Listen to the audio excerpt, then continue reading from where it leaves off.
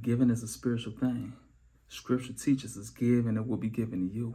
But a lot of times we don't believe that scripture because that person we gave to didn't give us anything back. But that's not how this works. Everything we do is a seed. And just like when we plant a seed, it don't come right away. It grows roots and then that harvest comes. So that person we was a blessing to, that might not be the person who be a blessing to us. Our blessing is going to come when we least suspect it from someone we least suspect it from. And so everything we do in this world, we are sowing seeds in the spirit world. So if we give, it will be given to us for real. A lot of times we wait on the right time and the right time will never come. We should just get started taking that step in faith, but we sitting there waiting for the approval of people or waiting for the right amount of money or waiting for the right time. And what happens is we sitting there not doing anything. It was this quote I took from Will Smith's book that Quincy Jones told him. He told him, no paralysis from analysis. And a lot of times we sitting there analyzing everything. And while we analyze, we sitting there paralyzed, they ain't doing nothing. And somebody jump right in and take our opportunity. So too many times we sitting there thinking and overthinking and procrastinating when we should be just getting started for real.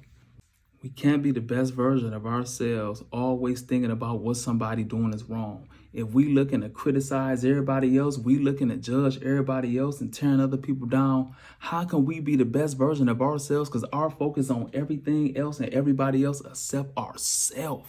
Knowing we probably got the same flaws, we sit there and nitpick and point other people's flaws. What kind of work you doing on yourself when you go on somebody's page who you disagree with or somebody you don't like and get in their comments and bash them or want to argue and debate with them? You was not being the best version of you if you sitting there got to nitpick and point and tear other people down. And so we got to focus on ourselves. What we doing wrong? Am I thinking right? Am I speaking right? Am I doing right? Am I not cutting corners? But we cannot do that if we focus on what somebody else is doing wrong for real. It's our own insecurities that's holding us back for real.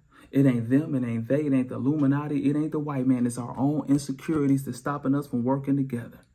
When we insecure, we can't even give somebody else props because we afraid they gonna think we be right. But when we secure in our own self, we know we great. We know we being the best version of ourselves. So I can give someone else props because I know I'm great. I could shine light on your stuff because it's not gonna diminish my greatness. That's secure. But when you insecure, you don't want to shine light on nobody. Scared it's gonna dim who you are. We can't even work with someone else when we insecure because we scared we stand next to this person. It's going to show our limitations and our flaws. So what we do, we try to imitate and steal everything they do and become them.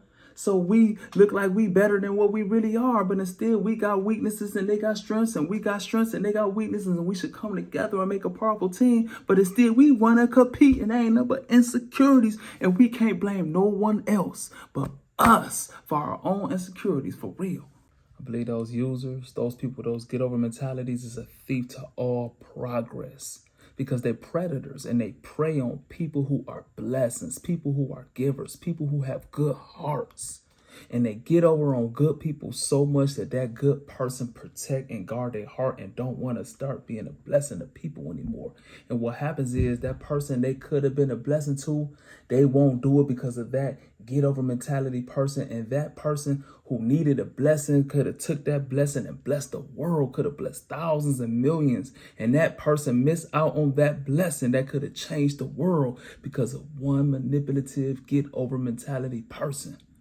So for all my people with good hearts, you got to obey your gut feeling, even if it's a person who got over on you a million times. If you know it's a good person who need a helping hand or need a blessing, be a blessing. Do not let them people make your heart so cold where you don't do God's work on this earth for real.